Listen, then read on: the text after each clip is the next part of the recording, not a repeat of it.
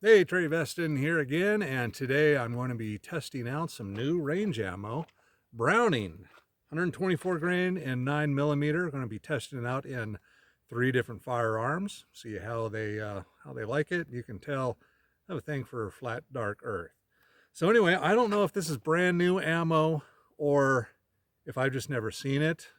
My local gun shop in Idaho does not have, they've got some pretty good variety, but they don't always carry a wide range. It's kind of the manager kind of carries whatever he wants and not what is the best from what I've seen. But I'm going to try this out, see if it's any good. All right, the package did not open up. They used a little too much glue on there. It was not pretty, and the rounds were, I think they're supposed to be sorted, but yeah. Anyway, good looking. Let's see, brass they're using on these. Oh, Winchester brass. What do you know? Okay, cost for 100 rounds is 30 bucks, so $15 for a box of 50. And that's about average for range ammo these days, sad to say. These are rated at, let's see, the ballistics is at the muzzle 1140 feet per second with 124 grain full metal jacket, so it's a little spicier, and down to 1130 at 5 yards and 1091 feet per second at 25 yards. So not bad looking rounds. Winchester brass. First pistol up to test these in is the Ruger RXM. Alrighty, 25 yards. Let's see what they'll do. Top left target. A little high and to the left. Pretty powerful too. High and to the left and an inch from the first one. That's not too bad. And yeah, I don't think it's really, they're not hitting harder. I think it's because I went from that ported Storm Lake barrel to the non-ported factory Ruger barrel.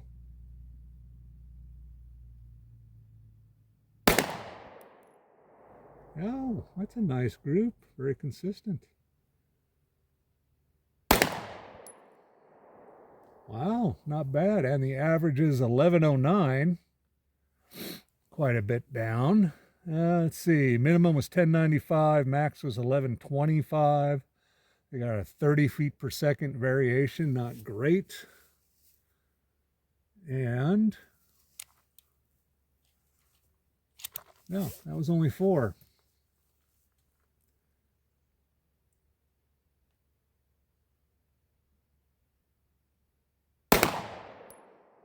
Oh my gosh, of course. The first 4, they're all grouped. It was like a beautiful group. And then the last one went way over to the right and opened it way up. Okay, so now the average is 1114, which is quite a bit slower than they're rated at. Gosh darn it. Well, let's just shoot it again.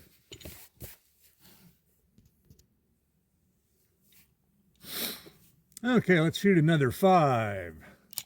Just because it was getting such a beautiful group, and then that last one screwed things up. So let's make sure it's not the round. It's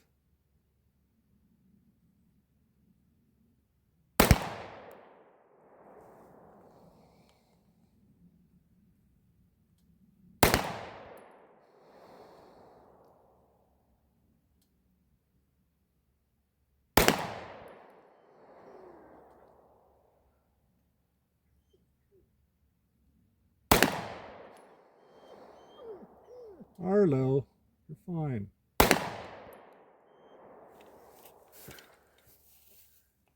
Okie dokie.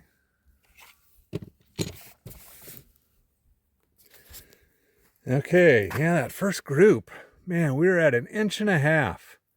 And then the 5th shot, which I still think was me, opened it up to 4. But then the second group, They were all pretty consistently 3¼ inches. So there you go. I don't know what to make of that. Let's shoot another gun with the same ammo. Next up, we've got my little SIG P365. I've got the 12-round magazine in there. It gives me perfect grip size for me. And this pistol's not bad. It'll barely do 2 inches at 25 yards, which meets my criteria, but let's see how it likes this Browning ammo. Lower left. Oh, and no optics. So this will be challenging.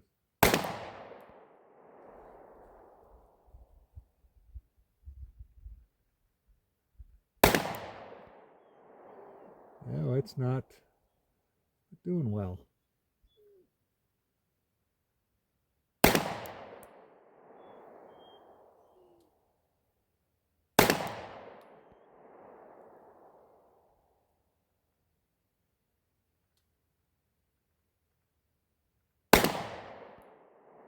Okay, it's all on paper, and it's shooting a little high and to the right, whereas the Ruger was shooting high and to the left.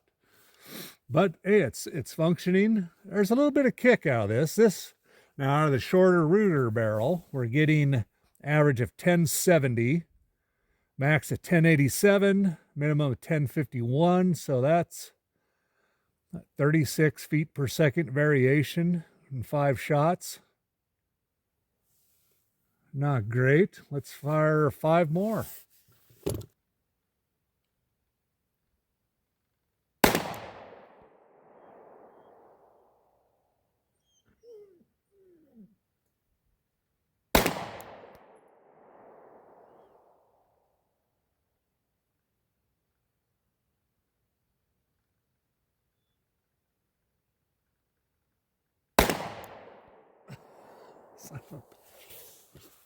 Safety on.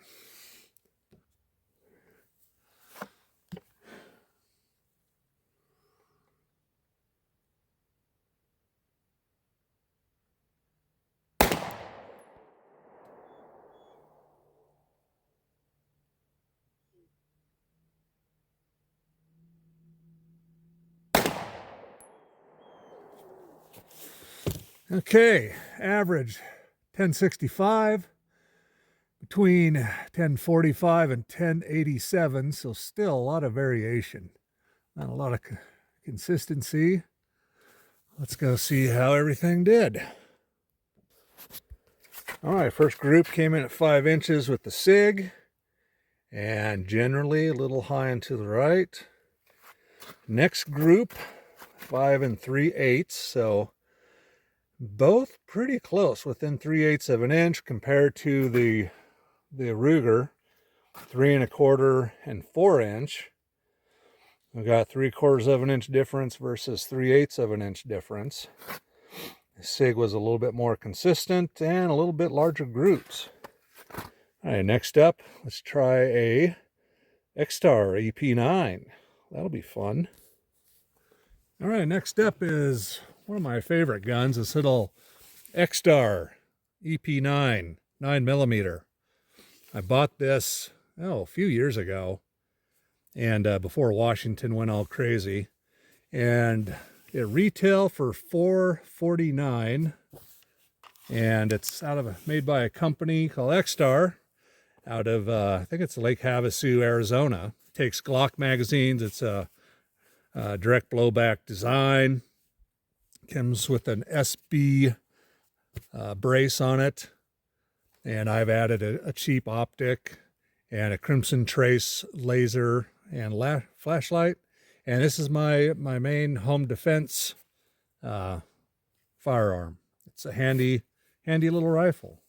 So what we're going to do is we'll see how it likes this Browning 9mm. All righty. Okay.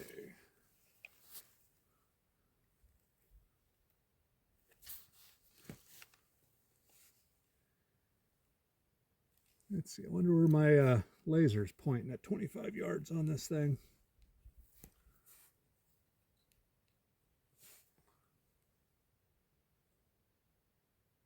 It's a little high. Okay, it's good to know. Might dial that in.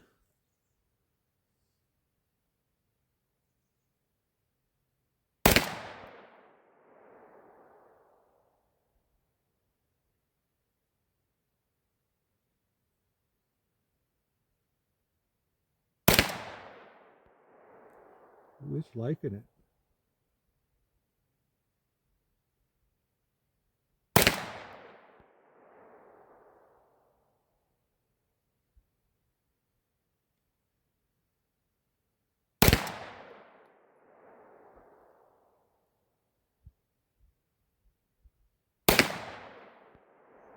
Yeah, that last one opened it up a little bit, but it's functioning fine.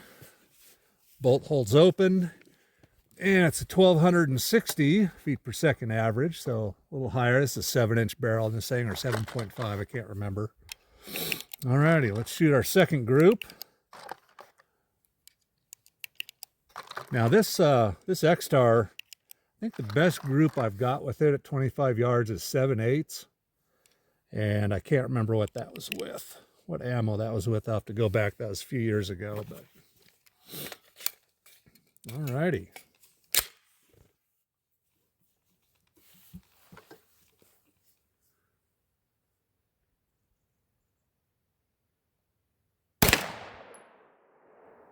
It's way high.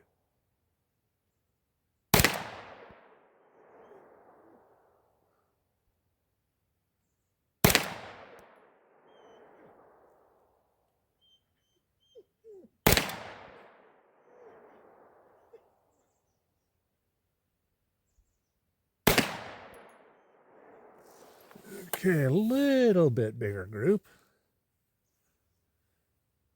Okay.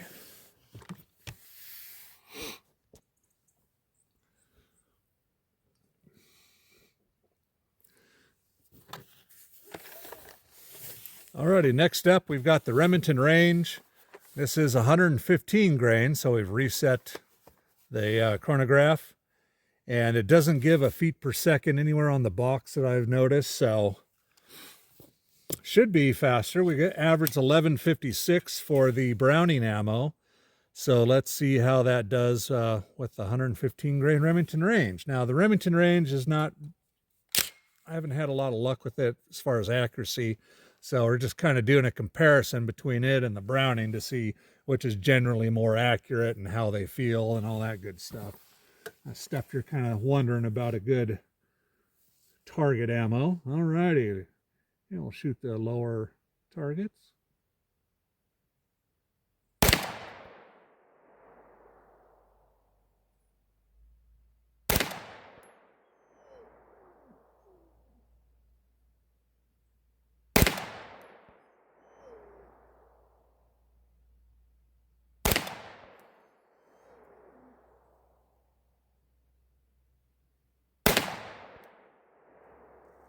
Okay, and we got some in the black, so it's hard to see.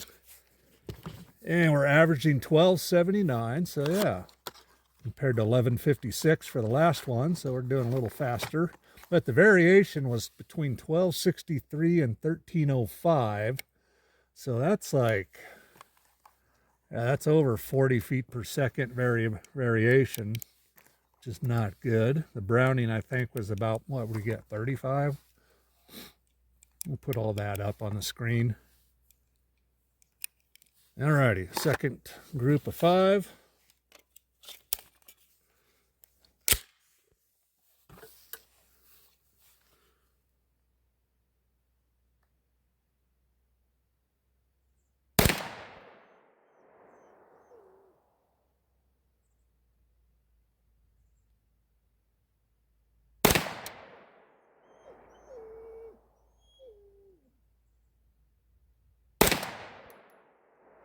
That was me.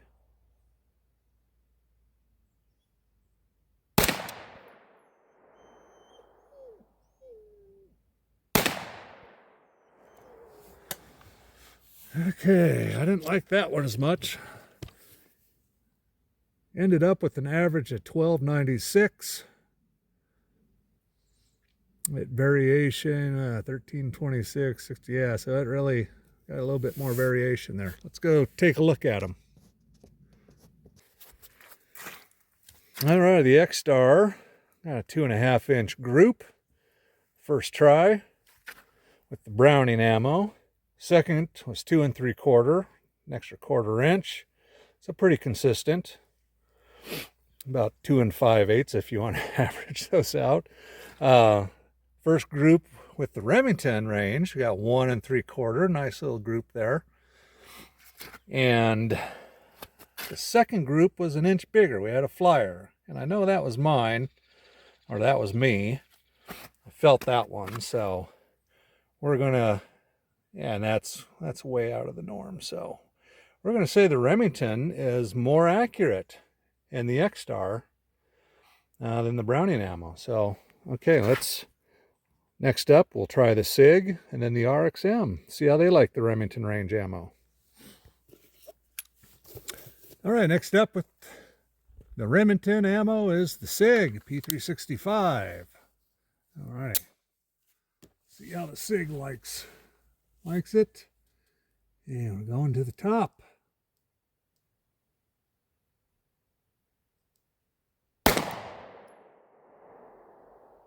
Ooh, went way high.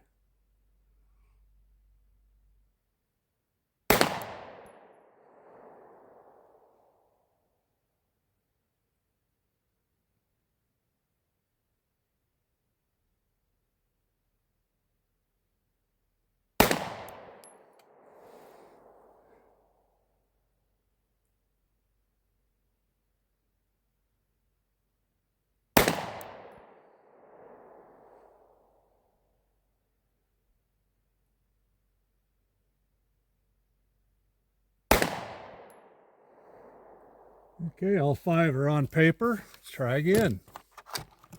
We're about out of the Remington range. Just enough to do our 2 5-shot groups with the RXM.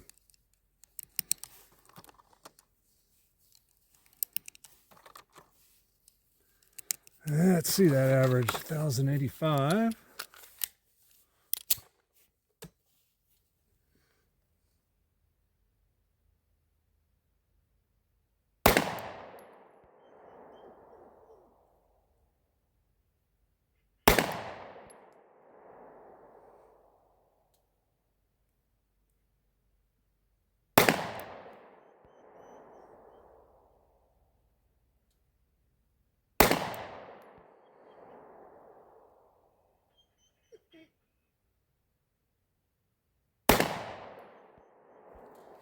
Okay, ended up 1,087 feet per second.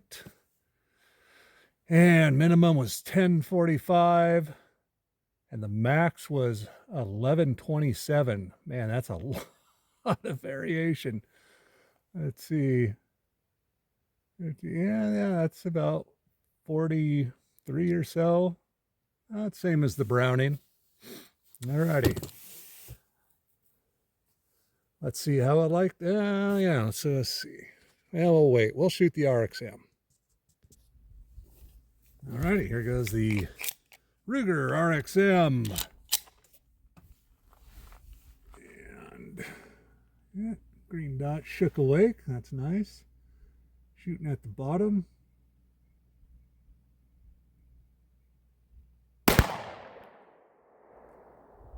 And everything shoots a little high with this Remington ammo. God damn it.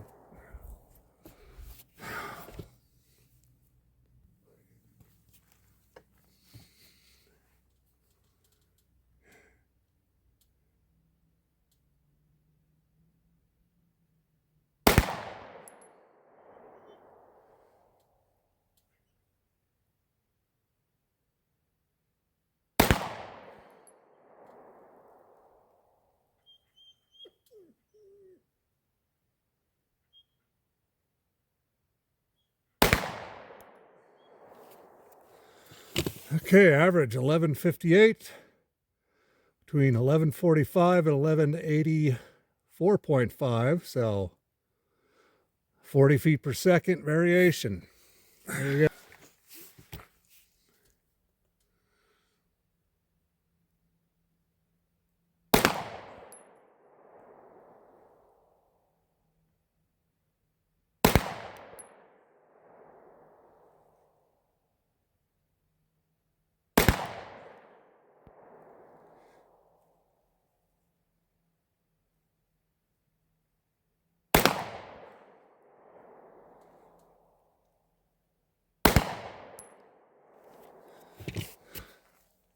Average 1142.